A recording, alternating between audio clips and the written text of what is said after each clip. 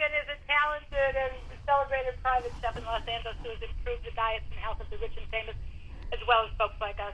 I actually have pages and pages of wonderful biographical information about her, but we want to hear what she has to say. I mean, you can find it on her website. You can look it up for yourself. But the one thing that's especially special, in my opinion, was that June Pagan was voted Best Chef for Two in the 1999 LA Magazine Best of LA issue, and that is one heck of an honor. Well, actually, what that was, Janet, is that I was a chef for pregnant women at the time. I was pregnant myself, and I went to visit my OBGYN, and I asked him, what should I eat during my pregnancy? What are the best foods to eat? And he said, why are you asking me? You need to do the research yourself. And so at that time, Chris Rubin had written about me for the LA Magazine, and I was catering privately to pregnant women and post-pregnancy as well. So it was quite an interesting experience. Well, actually, I didn't realize that. I thought it was some romantic thing. I thought, she's got all these Nope. clients and all these wonderful recipes and everything, and so she's helping people stay in love. But no, you have the pregnant killing their husbands. Is that it? Exactly. Well, I don't even know where to begin with you, my friend. This is amazing. You have, first of all, your website is simply junepagan.com. Yes. Anybody who wants to know anything about food could just start right there. First thing you practically come across is the 5 essential elements to consider in food choice. Yes.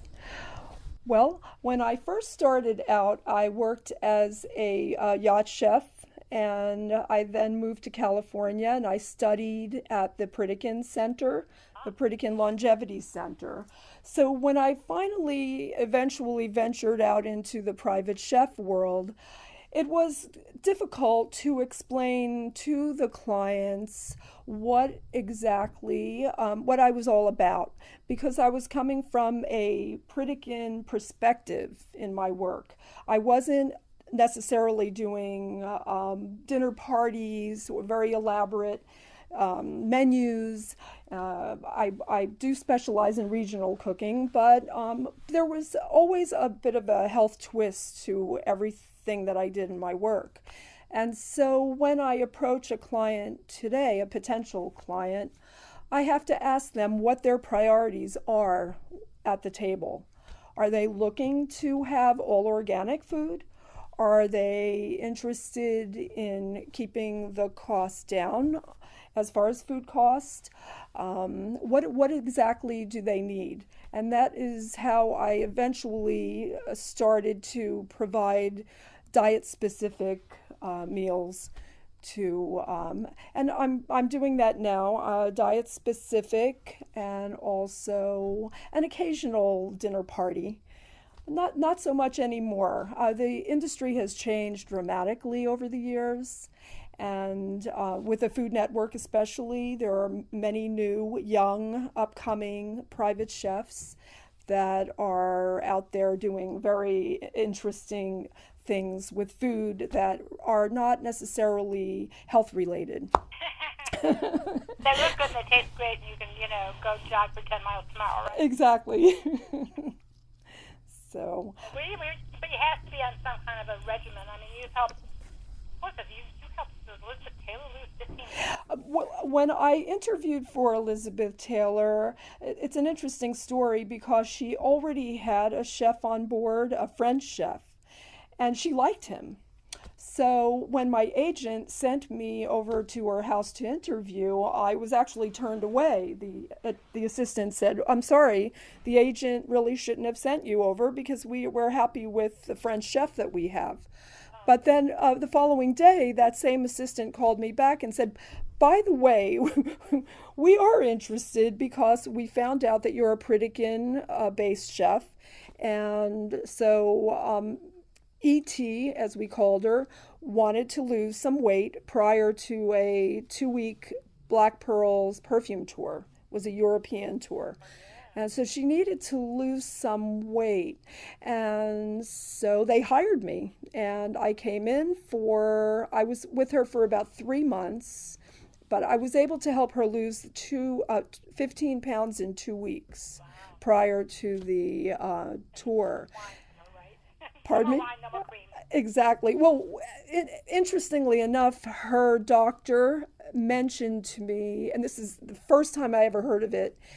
He came to visit her one day and he said, if you want to help her lose the weight, take out all dairy, do not give her any dairy, but you can use, of all things, which I don't use in my battery of ingredients today, is Mocha mix. Mocha mix? Can you believe it? Mocha mix. I was shocked when I heard it the first time. I said, I don't know what that is. Mocha mix is a non-dairy creamer. It's a liquid. It comes in liquid form, and you can buy it in the milk section, the dairy section of the market, and it's in a yellow container, and it's called Mocha Mix. And it can be used as a substitute for dairy. Now, at that time, that was all that we had available. I mean, you couldn't find the soy milk and the almond milk. Those products really weren't available at that time. So Mocha Mix was the closest thing to it, and it is soy based. So I would try to make Alfredo sauce out of Mocha Mix. It wasn't 100%, but I did manage to create a few desserts using it. And a pudding, for example, a butterscotch pudding, which was her favorite. And she used to have me make it for her, and then the assistant would put it in her little refrigerator in her suite, and she would have that in the evening. And the portions were very small, so maybe 3 ounces was enough to satisfy her. And that was how I managed to help her lose the weight. I was available to prepare whatever she had a craving for. At the moment that she had the craving, she would call down to the kitchen, and within 10 minutes she would have whatever it was that she requested, which meant I had to stock the refrigerator with every imaginable food.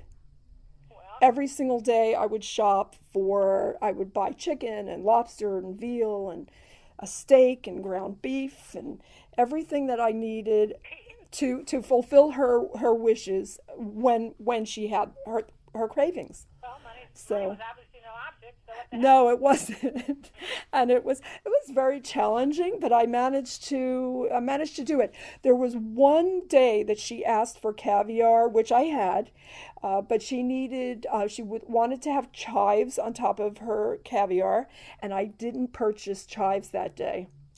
And so I ran out to the garden. She had a new garden, and the gardener was out there, and I said, do you have any chives? I really need chives, like right now. I don't have time to run to Gelson's.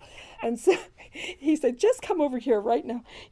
There were just a tiny plant there was a tiny garlic chive plant just starting to sprout. And we were able to snip enough chive off of the plant to deliver. Surreptitious and sneaky, Maybe we go in the neighborhood to steal from somebody. It was a great experience cooking for her. Did she keep the weight off? She did. Well, no, actually, after I left 3 months later, she started to ask for fried chicken in the the way that she liked it originally, which was deep fried. And during the time that she was on the so-called Pagan diet, I used a very scant amount of canola oil at that time in a pan. So there you had the feeling on your palate of crunchiness, but it wasn't deep fried, and she really missed that. So she started to request the original. Nothing like greasy chicken. Exactly. As a matter of fact, when we were at the Natural Products Show, which was fantastic, I was representing Hodgson Mill that day, and the reason why I volunteered to join them was because I tasted their seasoned coating. It's a gluten-free seasoned coating. And I tried that one day. I tested it in my kitchen and it had the same flavor profile as the chicken that I prepared for Elizabeth Taylor. Wow. I mean, I couldn't believe how close the flavor was. And if at that time, while I was working for her, if the gluten-free was available or if we even knew about gluten-free cuisine, I would have prepared that for her. I think that she would have liked it. Wow. So Well, that's what. there's so many questions I have. Food additives. You have on your website something what you don't know could actually hurt you with food additives. So elaborate on that a little bit. We're going to have to take a break in about 2 minutes. Okay. Right now, my focus in my work, I have my own personal project, which is called the Urban Survival Kitchen. And the mission statement for that is finding solutions to the ever-growing problem of dwindling food resources in a struggling economy. And what I am going to be doing is coming up in May, on May 20th, I'm doing a workshop for 100 teenagers from Venice High School. And the focus is going to be on clean food, meaning food that is free of chemicals. I'm not sure if you're aware of this, but a lot of kids, teenagers especially, they're into the gaming and they like to drink beverages like Mountain Dew. I don't know if you're familiar with Mountain Dew, but Mountain Dew is it's like the color, it's almost a neon yellow color. Well, the drinks like Mountain Dew and Gatorade that have these bright colors to them, they're treated with synthetic dyes. And those synthetic dyes are not really healthy for you. But children don't pay attention to that sort of thing, and a lot of adults don't. So what I'm trying to do is steer the student away from foods that have the additives, preservatives. I'm trying to promote buying local, the buying of local food at the farmers market, so that you know that the vegetables and the fruits are not treated or they're not a GMO product. And so the additives, I think that the FDA doesn't really control, or they're not doing enough as far as educating the public as to the harm that can be done with some of the additives that are in our food today. Many of them are considered generally recognized as safe. Yeah. When they're not. Right. So. Okay. Hang on 1 second. Okay. We're going to have to take a little break. Sure. We are walking on eggs with June Pagan, a very talented, highly respected private chef in Los Angeles who is saving lives one meal at a time. I'm sorry that we can't have her on for 4 straight hours, but maybe we can get her out here. This is News Talk 920 KPSI in Palm Springs, California. We'll be right back. Welcome back. I'm Janet Newcomb, and this is Walking on Eggs, Cracking the Food Myth, the desert's go-to radio show about food, growing it, cooking it, eating it, and regulating it. My guest this evening is June Pagan, a personal chef in Los Angeles, who is just amazing, and you need to, after we get off the air, you need to go to JunePagan.com and look at her website. And what I'm looking at right now, June, is something that I saw you mention in one of our emails or something that's just fascinating, veal joint broth. Sounds like a miracle food. It very well may be, and I believe that it is as a result of the lack of certain nutrients, trace minerals, this sort of thing in our food supply right now, unless you do buy organic. And the way that this all started was a client contacted me and asked me if I could make it for her. She was advised by her doctor. He is a holistic internist. He's been in practice for about 40 years here in West Los Angeles. And he told her, you should, because she is trying to fend off osteoporosis, he recommended, in addition to supplements, that she should start drinking every day about a cup of veal joint broth. And so she contacted me. She knew that I was a private chef, and she said, would you make it for me? Well, I had to do the research, and I developed a recipe using about 16 different vegetables. So in a way, it's almost a vegetable broth with the addition of the veal joint, which is, the flavor is very vegetal. I wouldn't say that you really taste the veal. There are many people that are opposed to eating veal, and they don't even want to go there, especially vegetarians.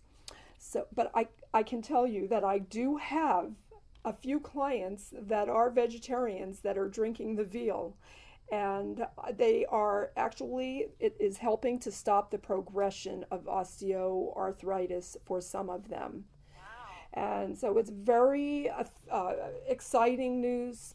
I just found out recently that the first client that I started with, her bone mass test came back. She said that they were fantastic. I mean, she's very pleased with the results. So we're at the beginning stages. I'm not marketing the product. I'm only taking referrals through this one doctor, and whatever comes my way. Some of the patients that call, they may have been in surgery, and they would like to heal quicker, or it's usually an arthritis or osteo that they're looking to treat. So the average age of the client is about 40, mid-40s on up. It's very fascinating. I'm studying the glucosamine aspect, because I believe that the drugs that are prescribed for osteoarthritis are a little scary. Really? So from what I understand, drugs like Boniva, there are side effects that are undesirable. And so this is a good alternative, at least to try.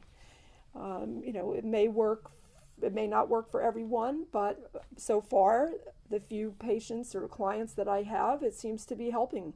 Well, it certainly isn't anything that could hurt anybody. Exactly. One cup a day, unless you're a real strict vegetarian and you're opposed to consuming, veal.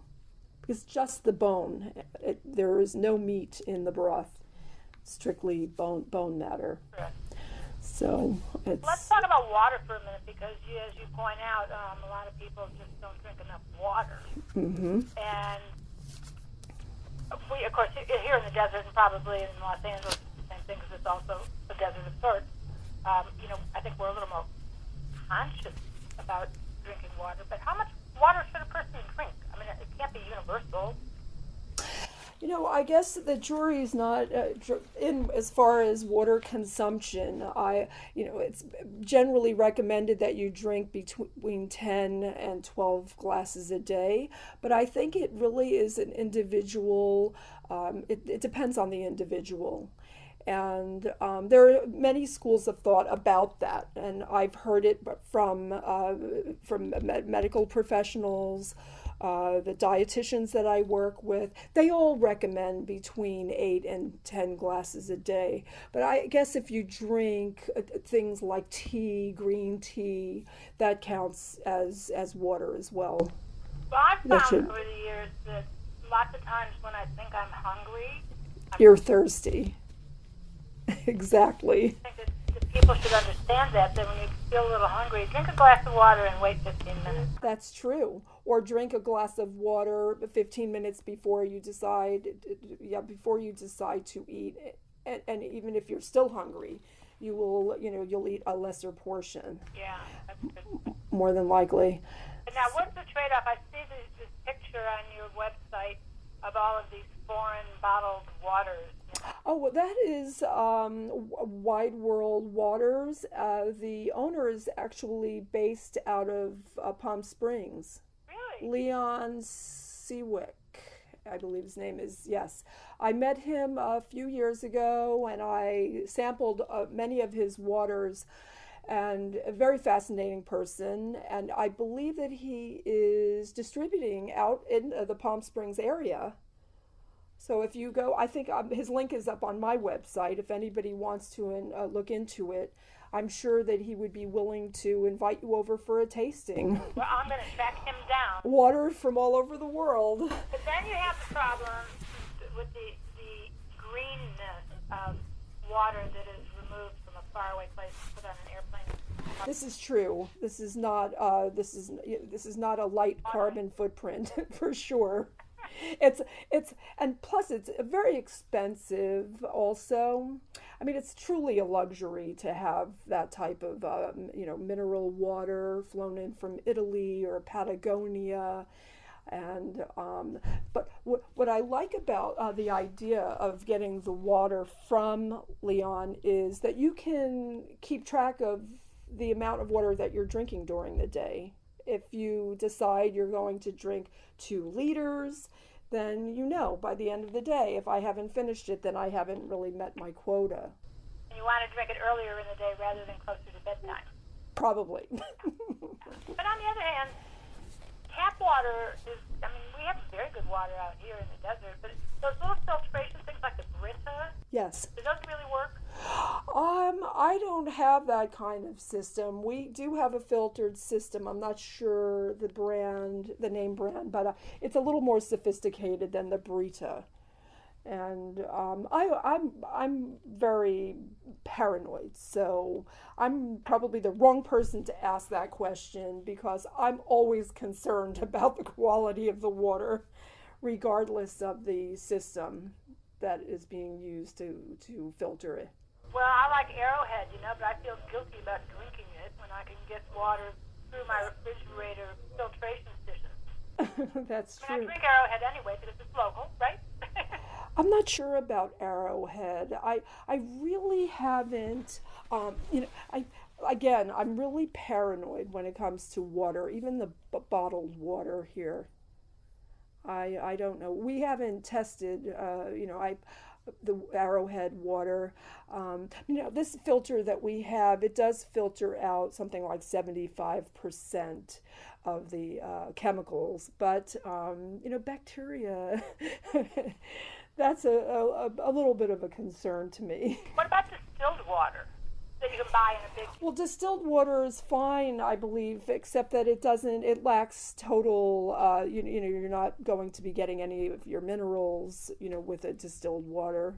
Yeah, so you would want to, compensate for that in your diet. So do you teach classes? I do. I teach classes. Well, I started last year. I joined the Chefs Move to Schools program, Michelle Obama's program. More along the lines, June, of maybe we could get you out here to do a healthy cooking class. Well, that's what my focus is. I'm teaching finding solutions to the ever-growing problem of dwindling food resources in a struggling economy. So my focus is really on inexpensive or affordable food, and how do you put that together and boost the nutritional aspect of that meal as much as possible without having to float alone, basically. And I'm teaching at Venice High School and also at St. Joseph's Culinary School, which is a local free culinary school. It's a 6-week program in Venice, California. Which is wonderful, because we seem to have lost a generation of parents who taught anything about food to their kids. Well, I think the problem is, especially with the high school students here in Venice High, the 60% of the students are from single-parent families, and the parent is usually working, and they tend to work late, many of them. And so we have a latchkey situation where the kids go home and they don't really have anyone to prepare food for them. And this is why I'm focused on that particular demographic. Well, you and I are going to talk off air over the weekend or something. I'd like to see how we can get you out here to help our community as as well. But Oh, that would be fantastic. I would love to do that. it'd be great, yeah. Okay. Thank you. All right. Thank you for having me.